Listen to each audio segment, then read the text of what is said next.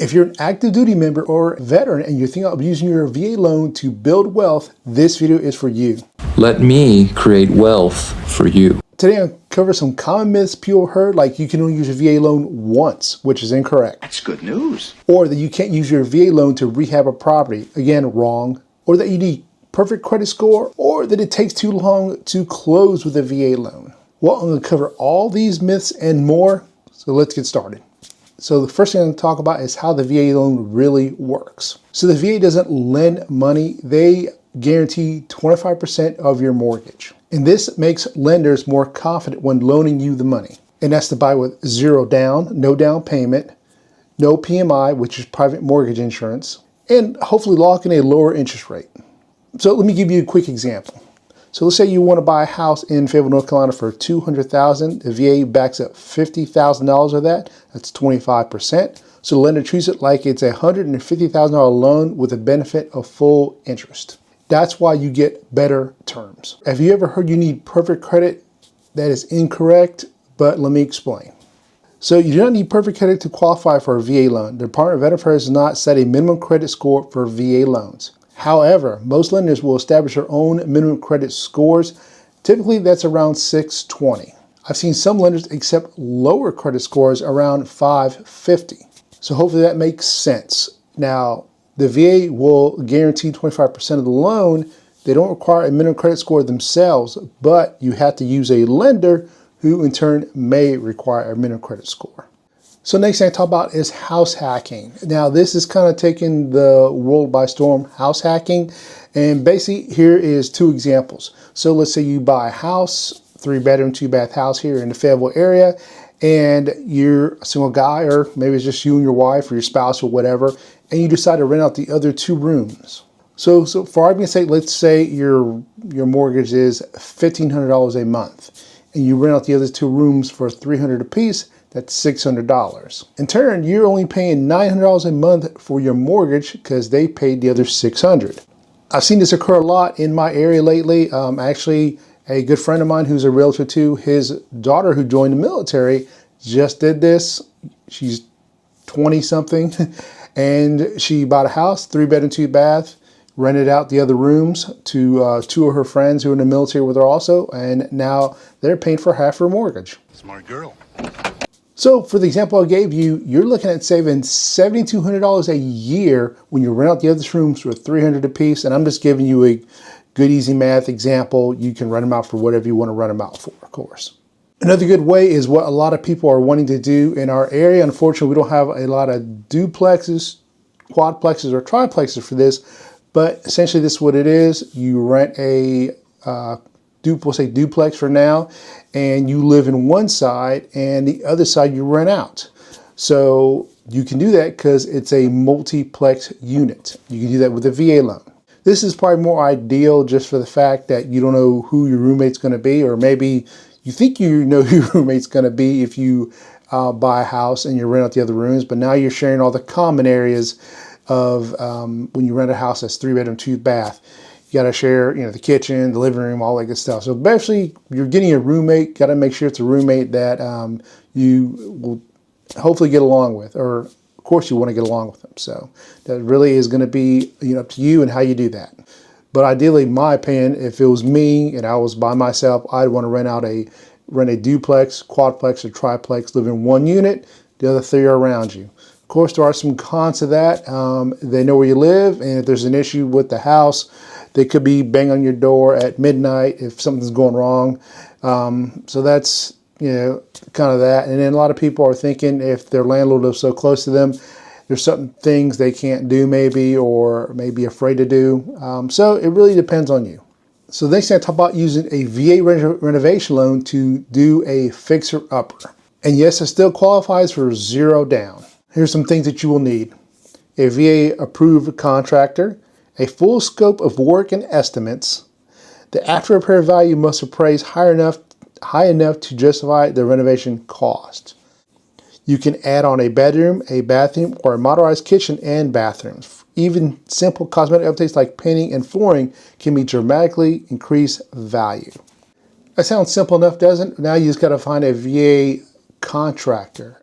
And here's a website you may want to check. It's called themilitarywallet.com, and it was an article is by Craig Berry, and I'll put this in the links below and in the description. But basically, here are some questions that that it's going to answer. Yes, you can use a VA loan to buy a fixer upper, and there are specific loan types designed for this purpose. But it's important to note that not every party will qualify. Not every lender offers the type of loan you will need to do this. Now, I'll be honest with you, I've never helped someone use a VA rehab loan, but living in the area I'm living in and being near Fort Bragg, I have helped a lot of soldiers, a lot of veterans, service members use their VA loan traditionally.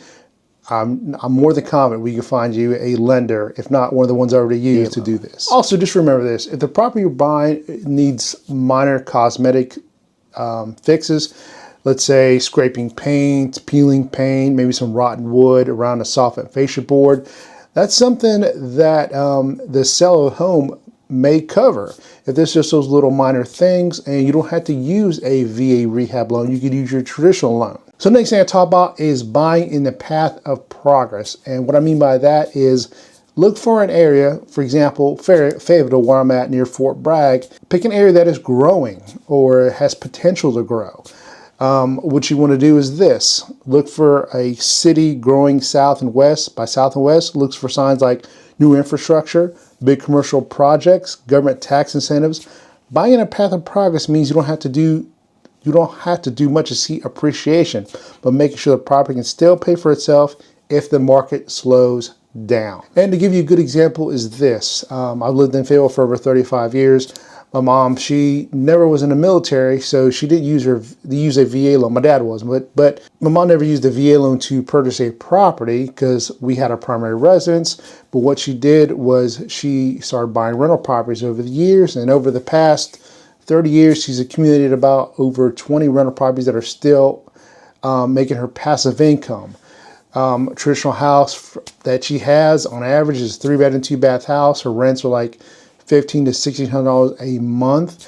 And most of these homes, about 90% of them are already paid off. And of course, she bought them over the years. So over a 30-year period, obviously, she got them for, they're probably, on average, they're probably worth about $200,000 now. She was just selling them outright, but she bought them for probably about $100,000, $150,000 back then. Long story short, now she's got all this passive income, and it ran at $1,500 a month times 20 homes on average, times that a month, times a year. You can do the math of how much she's making. Is that your rent money? And that's what I mean by in the path of progress. Definitely, if it's not going to be Fayetteville, pick an area that you think has potential to grow. And being near a military town, I think is a great way to start. Soldiers PCSing here, as you know that. And they're here for 2 or 3 years, maybe more, maybe less, and they have no desire to buy a home. They're just here to do their work here and get sent to the next area. I've seen a lot of soldiers do that. They can use their BAH, obviously, pay for the rent, and live in an apartment, condo, house, whatever, and then they're out of here. So you're looking at making potentially $1,500 a month on this property, depending on what your mortgage is. You got to make sure, of course, obviously you're making money and you're not, just breaking even. Is it really worth it? But that is an option definitely you can take. Path of progress. Pick an area, city that you know is growing or has potential to grow. I live in Hope Mills, which is a suburb of Fayetteville, and we're just growing like a weed out here. We've got Rayford that is growing, a lot of new construction going up, and the Harnett County Spring Lake area is also growing. It's just, a lot of potential here, in my opinion. So the next tip I give you is going to be the VA IRRRL. Say that again? Or VA IRRRL. And that stands for Interest Rate Reduction Refinance Loan. I don't know why they couldn't think of a better name than all that, but hey, that's what it is. This is a streamlined finance, and this is what they require. No appraisal, no income verification, and no credit check. In a description for you. So, interest rate reduction refinance loan. What is it? And basically, this is straight from their website. If you have an existing VA-backed home loan and you want to reduce your monthly mortgage payments or make your payments more stable, an interest rate reduction refinance loan, or IRRRL, may be right for you. Refinancing lets you replace the current loan with a new one under different terms. finding out if you're eligible and how to apply. Right here in front of you is how you apply. And like I said, I'll put this in the link below so you can check that out. How do I get it, IRRRL? Find a lender, private mortgage company, or credit union, not directly through us to get it IRRRL. Terms and fees may vary, so contact several lenders to check out these options. Definitely, if you need a lender, reach out to me. We'll find one. So here's a good example for you to follow. If you refinance costs $2,400 and saves you $100 a month, your break-even point is 24 months. If you plan to move in 6 months, this loan would not be worth it, obviously. Also, your rate may drop by at least 0.5%, and you'll need to recoup all that cost within 36 months. The VA IRRRL is perfect if rates drop after you buy. You get to refinance to a lower rate with almost no hassle, even if you're no longer living in that home. So another good example is a realtor who works with me. You might have seen some of her videos, well, not her videos, but our videos together, Vanessa Perez, and not to put her personal business out there, but her and her husband just did or are in the process of doing a VA IRRRL loan right now. They even said that they don't have no plans to, if they get PCS to another area, or they end up retiring and moving somewhere else, they're going to keep their home here. So, obviously rent it out. So that would be, that's a good idea for them, not to get this and then all of a sudden in a year or two sell their house. The next tip is this: reusing your VA loan and restoring VA full entitlement. I hear this a lot. You can only use your VA loan once. False. Don't listen to it. It's totally wrong. Yes, you can use your VA loan more than once. Well, I knew it!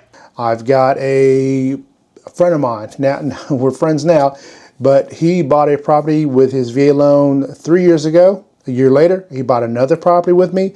A year later, he bought another property with me. He lived in each property for 1 year. Eventually, his wife said, stop that. I'm tired of moving, and they have a couple kids, so now they're in their I guess not well, it's always going to be a primary residence in you, but in their, house now that they're going to be there for quite a while. But he's bought now 3 properties with his VA loan, and now he lives in this 4th property. All right, so here is a good example for you to follow. So you sell the VA loan back to property equals full entitlement restored. So basically what that means is this: you buy a house for $200,000. And now you sold it for $220,000 a couple years later. So you obviously got some equity in your home, and obviously you've obviously paid down your loan some. So now you sell the house, you get full VA entitlement back because now the house is paid off. You start all over. So another example is, say you buy a house for $300,000 in Fayetteville, North Carolina. The cap here, the VA entitlement cap here is $800,000 at the time of this video. You still have $500,000 of entitlement left. That means you could buy another property for $500,000, still be under your cap or less. Some investors I know have at least 4 VA loans out there on different properties. And I just gave you an example earlier, but a guy who has 4 himself. Plan smart, and you can definitely use your VA loan to build a nice portfolio for yourself.